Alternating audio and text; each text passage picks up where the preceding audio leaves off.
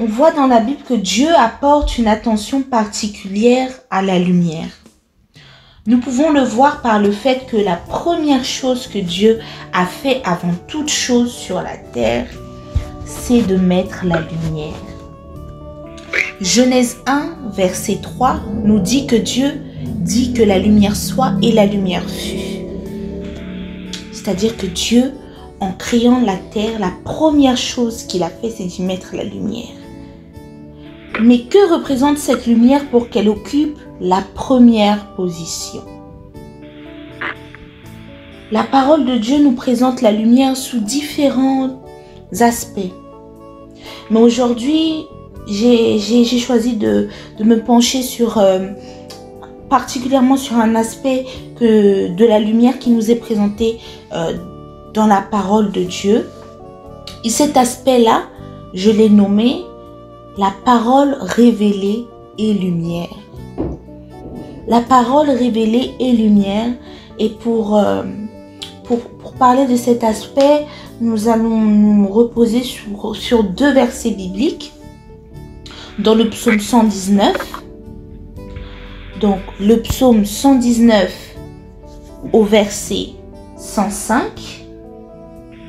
Et le psaume 119 au verset 130. Donc, si on a notre Bible, on peut aller dans le psaume 119 et les deux versets 105 et 130.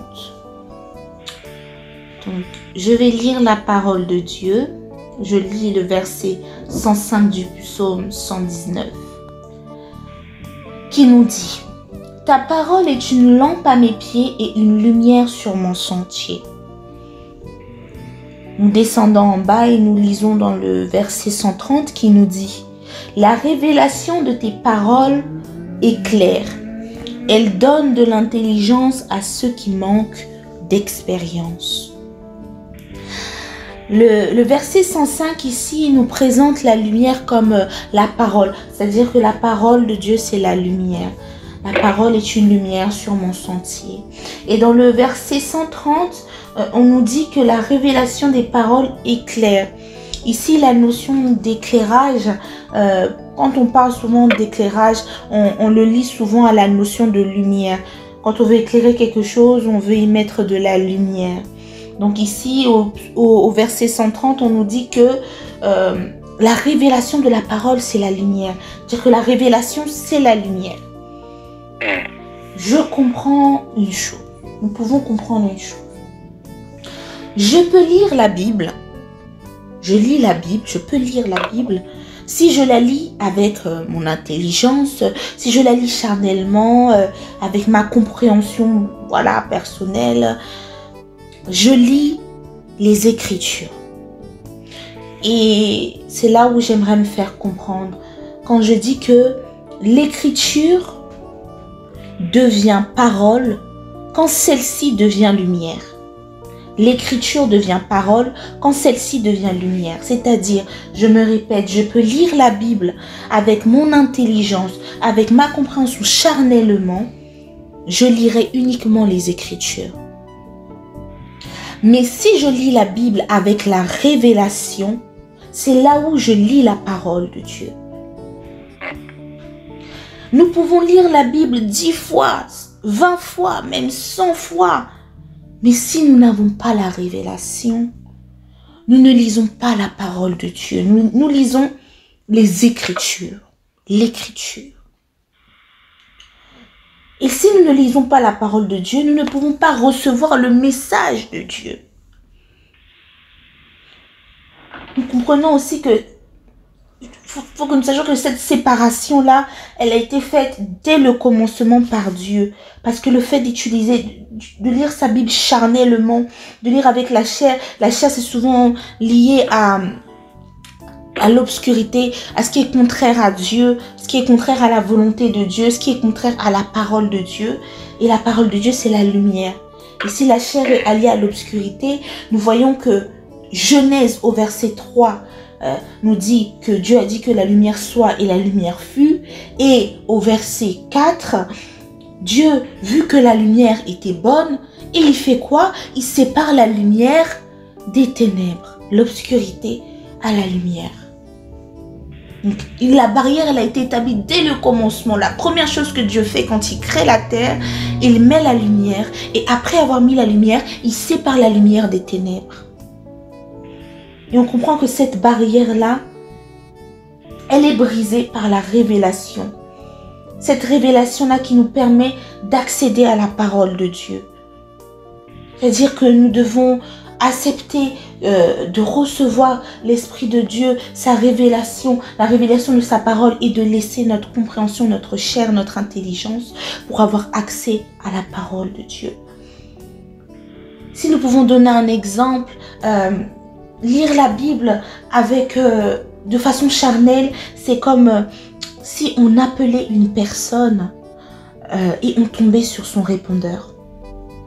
Quelqu'un dira, je l'ai appelé, mais c'est son répondeur qui m'a répondu. Mais alors, si je lis la Bible avec la révélation, je suis semblable à une personne qui appelle une personne et qui peut communiquer avec cette personne. Je reçois le message, la révélation nous permet de recevoir cette parole que Dieu veut nous donner. Ce message que Dieu veut nous donner pour nous permettre de marcher dans la lumière, sur cette lumière-là, dont nous parle le verset 105. Cette lumière-là nous dit, la parole de Dieu est une lumière, une lampe à mes pieds et une lumière sur mon sentier. C'est-à-dire que cette lumière-là qui nous montre un chemin.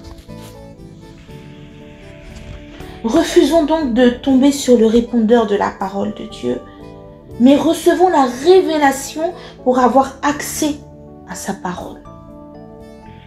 Le message de Dieu, il est impersonnel, mais il est aussi personnel. Parce que Dieu, il a un message pour l'humanité, mais il a un message aussi pour toi, pour moi, pour nous, pour chacun d'entre nous. Et en recevant cette révélation, cela nous permet d'accéder à son message, au message que Dieu a pour nous. Et c'est par là que nous pouvons créer une relation avec Dieu, une relation personnelle avec Dieu. Et quand en créant cette relation et en la développant quotidiennement, cette relation elle s'approfondit et nous pouvons devenir intimes à Dieu. Intime à Dieu. Alors je finirai mon partage par cette question-réponse. Est-ce que nous voulons devenir intimes à Dieu? La réponse serait de recevoir la lumière pour avoir accès à la lumière et marcher dans la lumière. Recevoir la révélation pour avoir accès à la parole de Dieu, comprendre le message et marcher dans la lumière. Soyons bénis. Amen. Amen. Amen.